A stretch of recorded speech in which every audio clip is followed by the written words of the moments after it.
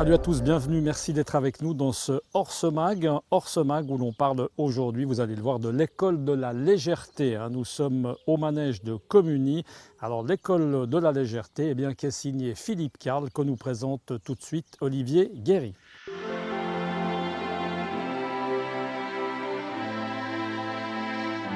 Philippe Carle est un ancien écuyer du Cadre Noir de Saumur qui a passé quelques années dans cette enceinte et après a commencé à réfléchir à une façon de monter et une logique de progression pour faire évoluer les chevaux et les cavaliers ensemble et dans le plus grand respect de l'animal possible.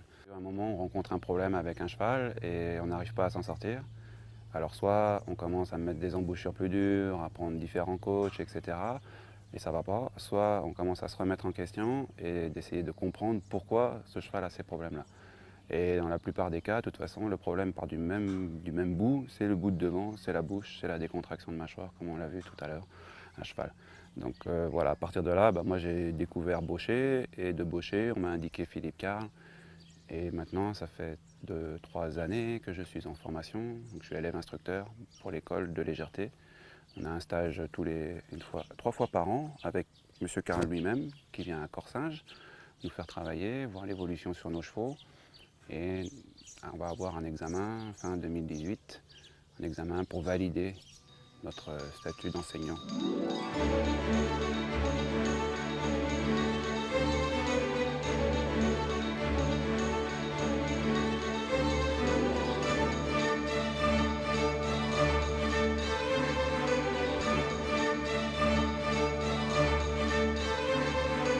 Les choses surtout accessibles, compréhensibles et logiques pour quelqu'un de motivé, chaque cavalier de motivé et qui est un peu perfectionniste peut très bien y arriver sans aucun souci, quoi. Ça n'a rien d'une mode, c'est vraiment une méthode et non, il n'y a rien de moderne, c'est juste quelque chose remis au goût du jour. J'entends des gens qui se plaignent, ouais, l'équitation d'antan, ouais, la leçon des anciens maîtres. Les anciens maîtres, ils sont dans ce livre et ils sont avec cette personne qui a réussi à faire une méthode simple, claire, logique et tout est prouvé scientifiquement et on se base vraiment sur l'anatomie du cheval, la physionomie, la psychologie du cheval. Voilà, en gros le respect du cheval, on est en plein dedans. On va avoir des mains plus hautes pour pouvoir agir justement à la commission des lèvres pour éviter tout écrasement de langue et d'actions qui sont néfastes sur la langue et qui sont des actions vers l'arrière du cavalier qui n'ont aucun intérêt. On va agir avec des actions de main vraiment vers le haut. Mais dans la finalité, c'est d'avoir une main qui revient à sa place normale, qui n'est pas en dessous du garrot, qui est légèrement au-dessus du garrot. D'abord, propose, attends, demande, oblige. Tu alternes travers un peu aussi ou tu restes sur l'épaule? L'idée, c'est de lui apprendre après l'action des mains sur sa bouche. En fonction de là où le mort va se placer, des actions sur la bouche, comment ça va se placer, etc. Et c'est pour ça qu'on préfère commencer à pied et à l'arrêt. Au moins, on a plus de stabilité et de tranquillité de l'animal et un meilleur visuel. Parce que à cheval, plutôt qu'on met du mouvement, ça peut détériorer un petit peu l'équilibre, la décontraction, etc. On va parler de la décontraction de la mâchoire du cheval, c'est-à-dire un cheval qui mâche son mort. Comme quand il est au parc et qu'il est relâché, il peut manger. Même au parc, s'il est stressé, il ne va pas manger. Et cette décontraction de mâchoire va apporter la langue qui va fonctionner de haut en bas et une décontraction musculaire parce que la langue a des attaches au niveau du garrot et de l'interarse au niveau des antérieurs du cheval.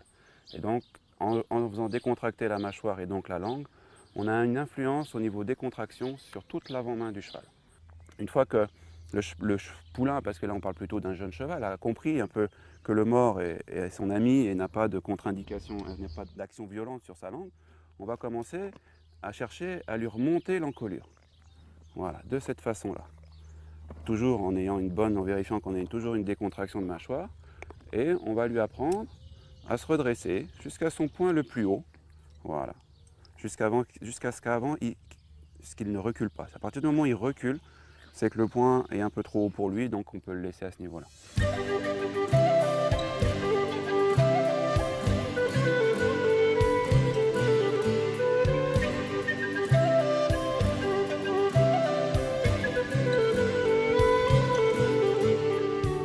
fois qu'on en est là, on peut apprendre au cheval à se fléchir latéralement. Parce que c'est l'importance de la flexion latérale, c'est pour justement équilibrer les deux côtés d'un cheval. Toujours la décontraction de ma cheval. Je vais jusqu'à 90 degrés de flexion sans aucun problème. Une fois que j'ai ça, on va retourner de l'autre côté. Voilà. Exactement, toujours pareil. Et si j'apprends aussi mon jeune cheval à 4 ans sait déjà faire ça, il sait que quand j'agis d'un côté sur la commissure des lèvres, c'est pour plier le bout du nez d'un côté ou de l'autre.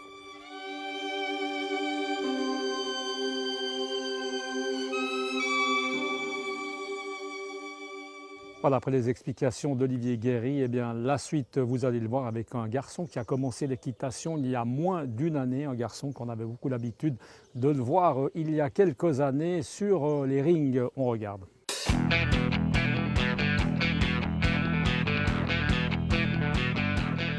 À l'instar des arts martiaux, le fait de se donner un défi comme ça, de monter à cheval alors qu'on n'avait jamais monté durant sa jeunesse, c'est une sorte de combat également contre soi-même. On peut faire un beau joli combat si on a un bon adversaire et on peut faire une belle monte si on a un bon cheval, un bon partenaire. Ah, ça donne des leçons d'humilité. Quand on dit fort comme un cheval, ça aussi c'est quelque chose que j'ai pu apprendre à connaître. Pendant 40 ans, je me suis dit c'est pas un sport, c'est tout le cheval qui fait. Mais regardez mon état, je suis trempe et je peux vous dire que c'est un sport. Donc pour toutes les personnes qui ne pensent pas que ce soit un sport, je vous garantis, j'ai prouvé, enfin j'ai testé pour vous que c'est un sport. Je suis policier et le métier de policier, même si je pense que c'est le plus beau du monde, il y a quand même certaines facettes qui sont difficiles à supporter. Le fait de me retrouver avec un cheval, c'est comme si c'était un aspirateur à ondes négatives. Il suffit que je passe 1 heure avec mon cheval, j'ai l'impression que ça lave mon âme. C'est vraiment une très bonne thérapie. Vous allez économiser en psychiatre.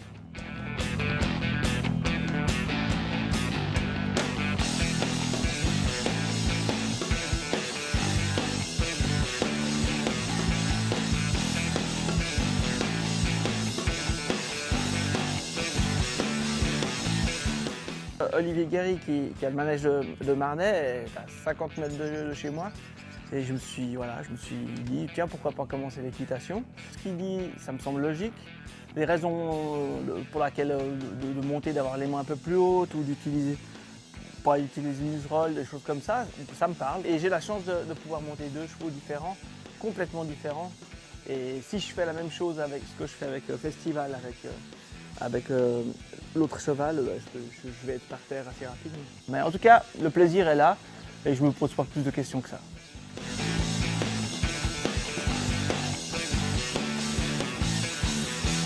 Voilà, belle découverte en tout cas, cette école de la légèreté signée Philippe Carle. Merci en tout cas au manège de Communie, à Olivier Guéry de nous avoir reçus chez lui. On se réjouit de vous retrouver le mois prochain pour parler cheval. À bientôt, ciao.